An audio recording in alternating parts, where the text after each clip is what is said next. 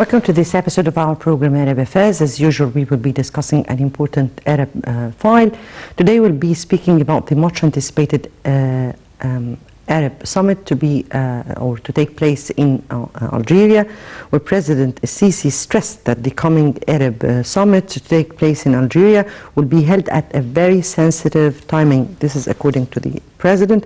In light of the crisis and tensions gripping the Arab world, the president has said that the upcoming summit in Algeria is being held at a very sensitive timing in light of the many crises, tensions gripping the Arab world and the spread of terrorism, underlining the importance of preserving countries' territorial integrity,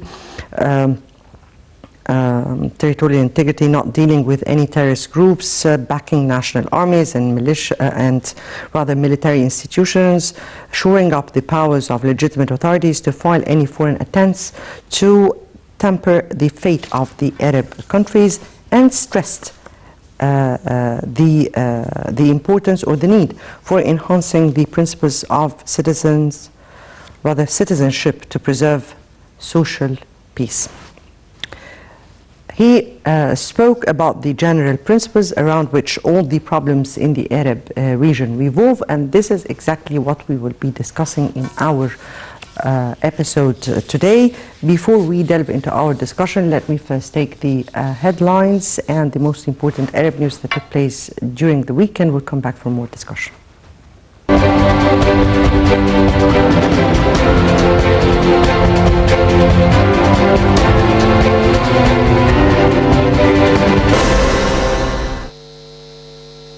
Foreign Minister Sameh Shukri met Chief of the Palestinian National Council, who is also a member of the Fatah Central Committee, Rouhi Fattouh. The minister retreated Egypt's full support for the Palestinian people until it attains its legitimate right of building an independent Palestinian state with Eastern Jerusalem as its capital, along relevant international laws. Shukri expressed Egypt's grave concern regarding the latest Israeli escalation in the occupied lands and its impact on the state's efforts for holding a truce, paving the way for the revival of the stalled Middle East peace negotiations. The United Nations Mid-East Envoy for Women's Land said that the Israeli occupation forces continued their defiance of the 2016 UN Security Council resolution that demands an immediate halt to all illegal settlement activity in Palestinian lands. Women's Land called on the occupation forces to prevent all violence against civilians and to halt all sorts of illegal activities. Separately, several Palestinians were wounded when the Israeli occupation forces fired live bullets, tear gas and rubber bullets during clashes with Palestinians. Lebanon's parliament failed to elect a new president after a first round of voting amid deep divisions over the replacement of Michel Aoun, whose term expires next month. Speaker Nabih Berri said he would call a new session of the parliament when an agreement is reached on the next president, a process that could take months. Deep divisions among lawmakers have raised fears Lebanon could be left without a president after Aoun's mandate expires at the end of October. Women returned to Kuwait's National Assembly as the opposition won a majority in the Gulf's only fully elected parliament, which held its sixth election in the decade. 28 of the 50 seats were won by opposition candidates as 20 former MPs were ousted, including 3 former ministries. Kuwait, which borders Iraq, Saudi Arabia and Iran and is one of the world's biggest oil exporters, has held 18 elections since the parliamentary system was adopted in 1962, reflecting its frequent political crises. Victorious for former ministers Jenan Bushri and Alia El Khalid ensured a female presence in parliament after an all-male assembly was elected in 2020.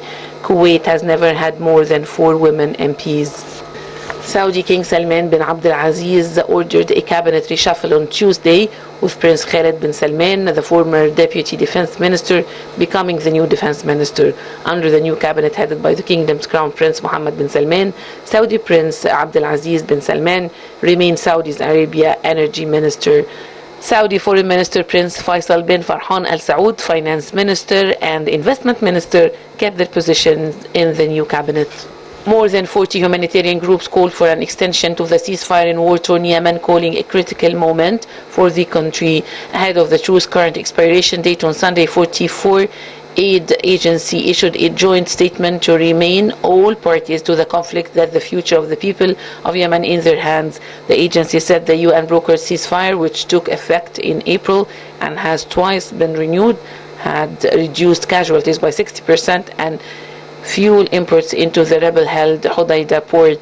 About 23.4 million of Yemen's 30 million population rely on humanitarian aid. Among the most important files to be discussed in Algeria is how to settle down any disputes in many of the Arab countries, how to preserve and protect the territorial integrity, the sovereignty of those countries, and the formation of governments that would enable them to retain their role, their strong role in the Arab world.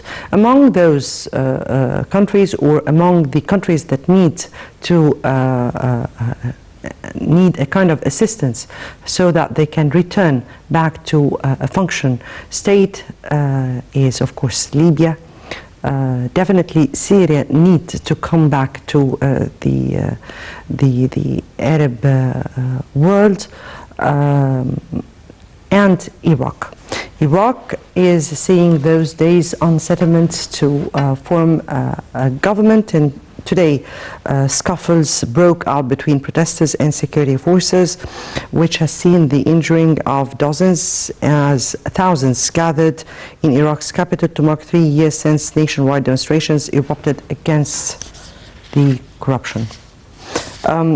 Iraq has many problems. One of them is also the restoration of or the formation of a strong government, plus definitely some of its disputes with neighboring countries, including Iran. Before we speak more, let's have this report and we'll come back.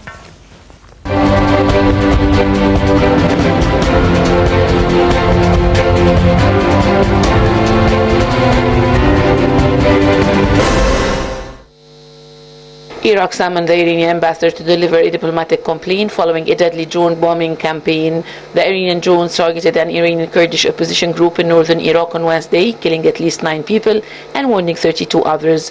The attacks targeted positions of the Democratic Party of the Iranian Kurdistan in Koya, some 65 kilometers east of Erbil. The Iraqi Foreign Ministry said the government condemned the crime, which represented the continuation of Iranian forces' encroachment on Iraq's sovereignty. Meanwhile, the Arab League Secretary General Ahmad Abul Ghait condemned the Iranian missile attack targeting areas in Kurdistan, northern Iraq. The Pan-Arab Organization spokesman Gamal Rushdie stressed full rejection of these Iranian violations to the Iraqi sovereignty. The spokesperson repeated the Arab League's support and solidarity with Iraq in combating all violations threatening security and stability in the region. Meanwhile, the United States said it strongly condemns Iran's deadly bombardment in Iraqi Kurdistan and warned against further attacks amid a crackdown by Tehran in its own Kurdish areas.